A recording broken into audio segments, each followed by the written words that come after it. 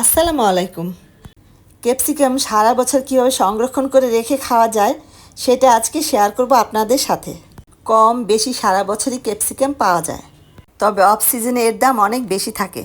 শীতকালে প্রচুর পরিমাণে ক্যাপসিকামের চাষ করা হয়, তাই এই সময় বা শীতের পরপরই ক্যাপসিকাম অনেক সস্তায় বেশি করে পাওয়া যায়। এই জন্য এই সময় সারা বছরের জন্য ক্যাপসিকাম সংরক্ষণ করে রেখে দিবেন। অনেকেই জানে না, টেস্টের দিক থেকে ক্যাপসিকাম দুই ধরনের হয়ে থাকে। যেসব ক্যাপসিকামের 4টা মুখ বা 5টা মুখ থাকবে সেগুলো হচ্ছে ফিমেল ক্যাপসিকাম, মানে মেয়ে ক্যাপসিকাম।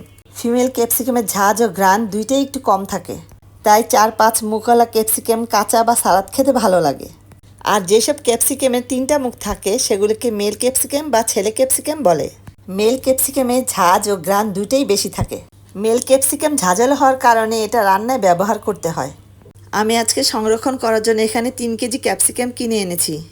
ক্যাপসিকাম কেটে নেওয়ার আগে পানি দিয়ে পরিষ্কার করে ধুয়ে নিয়েছি। প্রথমে ক্যাপসিকাম থেকে বিচি বের করে ফেলে দিব। ক্যাপসিকাম কোন খাবারের জন্য কোন সাইজের টুকরা করতে হবে সেটা আপনাদের পছন্দ মতো কেটে টুকরা করে নিতে পারেন। আমি আমার পছন্দ মতো টুকরা করে কেটে নিব।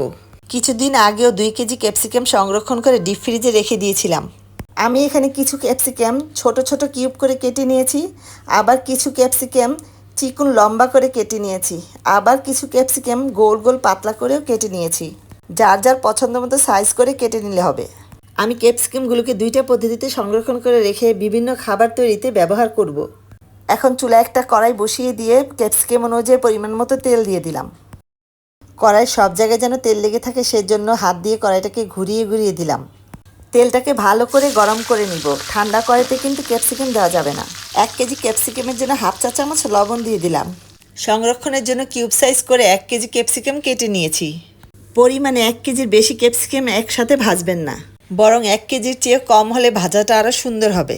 বেশি পরিমাণে একসাথে ভাজলে ক্যাপসিকামের রং নষ্ট হয়ে যাবে, তাই যত কম পরিমাণে একসাথে ভাজবেন ততই সুন্দর হবে।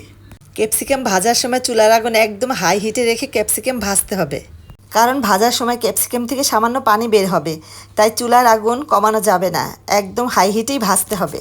আর অনবরত নাড়া দিতে হবে যাতে নিচে লেগে না যায়। ক্যাপসিকাম 3 থেকে 3.5 মিনিটের মধ্যেই ভাজতে হবে, এর চেয়ে বেশি সময় ভাজা যাবে না।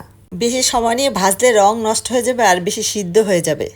এখানে ক্যাপসিকামগুলোকে 40% সিদ্ধ করে নিব। কিউব সাইজ ভাজার পর আবারও কড়াইটাকে ধুয়ে পরিষ্কার করে নিয়েছি। আবারও কড়াইতে তেল দিয়ে কেটে নেওয়া লম্বাটা সাইজের টুকরা ভেজে নিব। চুলার আগুন একদম হাই হিটে রেখে 3 থেকে 3.5 মিনিটের মধ্যেই ভেজে নিব।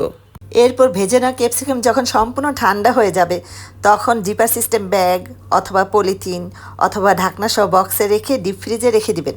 খাবার তৈরি করার সময় যখন ক্যাপসিকাম লাগবে তখন ডিপ ফ্রিজ থেকে নামিয়ে 10 থেকে 15 মিনিটের মতো সামান্য নর্মাল করে নেবেন। আরও যে 1 কেজি ক্যাপসিকাম ছিল সেগুলোকে পরিষ্কার করে ধুয়ে গোল গোল পাতলা পাতলা করে কেটে নিয়েছি। দ্রুত শুকিয়ে যাওয়ার জন্য 2টা ট্রেতে সাজিয়ে নিয়েছি। এরপর 3 থেকে 4 দিন কড়া রোদে শুকিয়ে নিয়েছি। আমরা তো জানি ক্যাপসিকামে ঝাল থাকে না, তাই একটু স্পাইসি করার জন্য 8 থেকে 10টার মতো কাঁচামরিচ ফালি করে রোদে শুকিয়ে নিয়েছি। শুকনো মরিচের বিচি কিন্তু নেই, বিচিগুলি ফেলে দিয়েছি। এখন একসাথে ব্লেন্ড করে গুঁড়ো করে নিলাম। পিৎজা, পাস্তা, বার্গার ইত্যাদি চাইনিজ রান্নায় এই পাউডার ব্যবহার করে খেতে পারবেন।